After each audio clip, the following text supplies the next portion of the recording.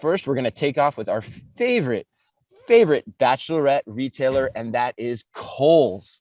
Chris, I don't know if you know this, but I exposed you in the email this week of what a big fan of The Bachelor and Bachelorette you are, I because did notice that actually, this Ann. Cole story is so akin to an episode of The Bachelor or Bachelorette. I cannot even begin.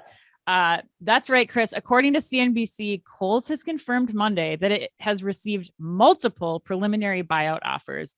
They said in a press release, Kohl's did, that the proposals are non-binding and without committed financing. So who knows where this is going to go. Yeah, right. The company's board of directors has hired bankers at Goldman Sachs to coordinate with bidders who, according to the articles, are rumored to be Canadian department store Hudson's Bay Company and private equity firm Sycamore Partners. Chris, what are we going to do here?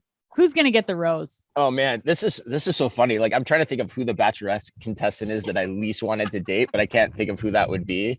Maybe Ashley the dentist. Like, that girl is a train wreck. But the first thing this calls to mind for me, Anne, is it's something, I think I've told you this before, but it's something that Bob Ulrich, the former CEO of Target, said to all of us executives one time in a morning coffee huddle thing. It was back when Sears and Kmart got together, and he said, "Okay, my take is this, that two wrongs never make a right." And I think that's particularly the case with Hudson's Bay Company. Like, what value are they going to add to them through an acquisition? Absolutely nothing.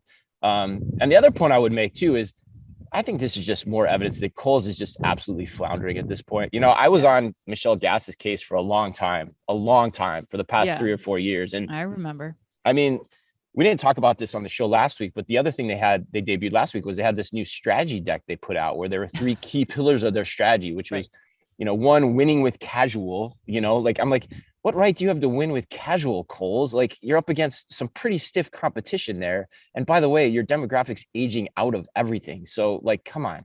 Sephora was a part of that, which I could get. But then the other thing that was really surprising to me, Ann, was they said they have this new format that they're going to build 100 stores, over the next few years and add $500 million in incremental revenue. And my point is this: where is that store? Right. On what assessments is that volume estimation made? Like, you're just grabbing at straws here, Kohl's. Like, come on. But so I don't know. I just think this whole thing is getting to the point of ridiculousness, to be honest with you. Yeah, I have to agree. I mean, I think that I'm clearly not an expert on takeovers, but just in the, like, from the observer's perspective, like watching the HBC, the Hudson Bay Company playbook with what they did with Saks.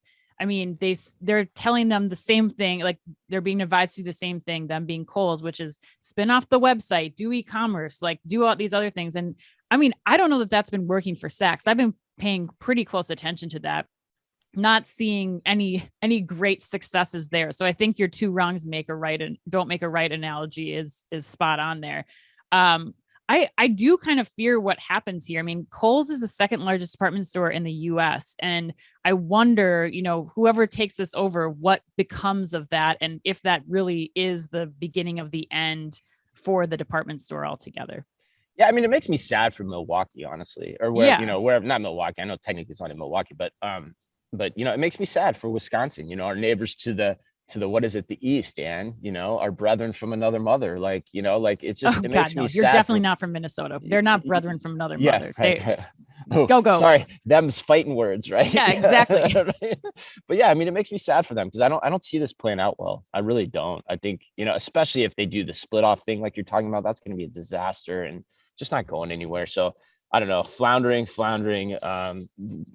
lifeboats, life rafts, get out while you can is kind of my opinion on this one. Yeah. I kind of want to put bets on in Vegas for what the actual selling price is, because $64 a share was not enough when the last offer came through. So I kind of want to see what the over under is. We should do that. We should play bookies at Vegas for the over under on Kohl's. Not that we condone gambling or never, or that we would ever partake in some illicit activity like that, Omni Talk listeners.